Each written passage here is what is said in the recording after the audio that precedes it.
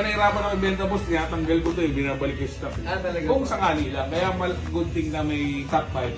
Hindi na po siya ito try. Hindi na boss, tiwala ko sa inyo boss, hindi mo naman sa inyo. Saka boss, sabi ko nga sa inyo sir gusto ko mas maganda sa bahay ko para kung may problema sa unit, balikan niyo ako, wala namang problema.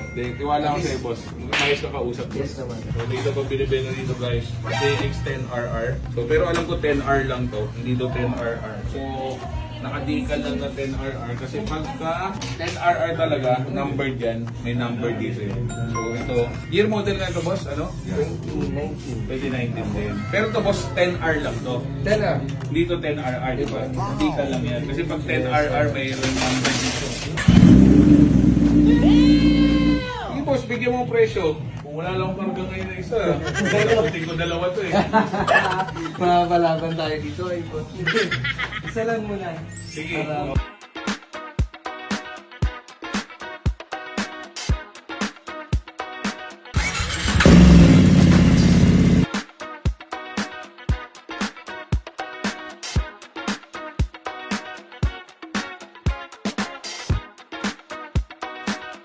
Maraming salamat sa transaction boss. Mag-ingat ka lagi, ride tayo soon brother.